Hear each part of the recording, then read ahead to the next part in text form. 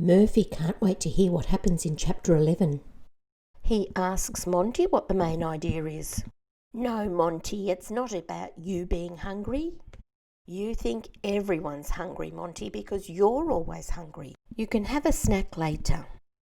James's large frightened eyes travel slowly around the room. The creatures, some sitting on chairs, others reclining on a sofa, were all watching him intently. Creatures? Or were they insects?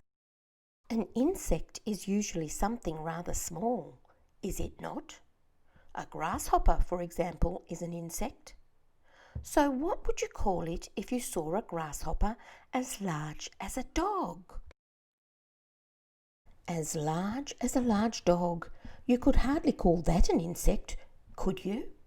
There was an old green grasshopper as large as a large dog, sitting directly across the room from James now.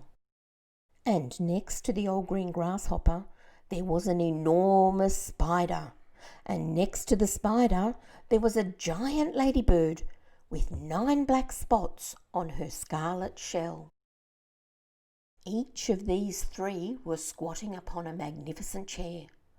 On a sofa nearby, reclining comfortably in curled-up positions, there were a centipede and an earthworm. On the floor over in the far corner, there was something thick and white that looked as though it might be a silkworm. But it was sleeping soundly, and nobody was paying any attention to it. Every one of these creatures was at least as big as James himself, and in the strange greenish light that shone down from somewhere in the ceiling, they were absolutely terrifying to behold. "I'm hungry," the spider announced suddenly, staring hard at James. "I'm famished," the old green grasshopper said. "So am I," the ladybird cried. The centipede sat up a little straighter on the sofa. "Everyone's famished," he said. "We need food." 4 pairs of round, black, glassy eyes were all fixed upon James. The centipede made a wriggling movement with his body as though he were about to glide off the sofa, but he didn't. There was a long pause and a long silence. The spider, who happened to be a female spider, opened her mouth and ran a long black tongue delicately over her lips. "Aren't you hungry?" she asked suddenly, leaning forward and addressing herself to James. Poor James was backed up against the far wall, shivering with fright and much too terrified to answer. "What's the matter with you?" the old green grasshopper asked. "You look positively ill." "He looks as though he's going to faint any second," the centipede said.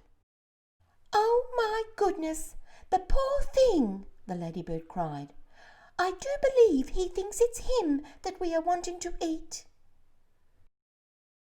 There was a roar of laughter from all sides.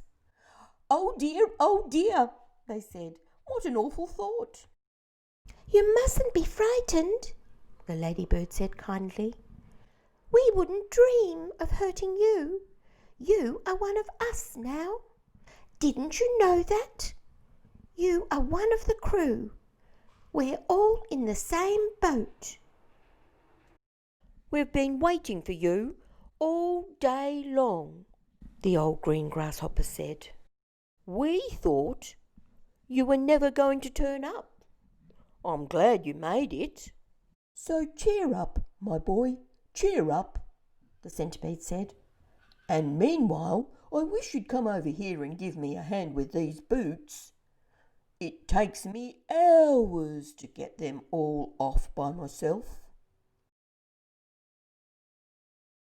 Did you work out the main idea? Pause the video for a while and tell someone what you think the main idea is. I know you're hungry, Monty. Yes, the insects are hungry too. They were waiting for James because they're hungry, just like me. That's true, Monty. They are hungry and they want some food. But they're really waiting for James. Remember what the Ladybird said? You're part of our crew and we're in this boat together. That's silly. They're not in a boat, they're in a peach. You're funny, Monty. We know they're in a peach. The Ladybird said they were in a boat because she wanted James to know that he was part of their crew, and you have a crew with a boat. Do you get it? I see. They didn't want to eat James. They wanted him to be part of their group, their crew. That's right. James is included. He's always been included. He just didn't know he was included.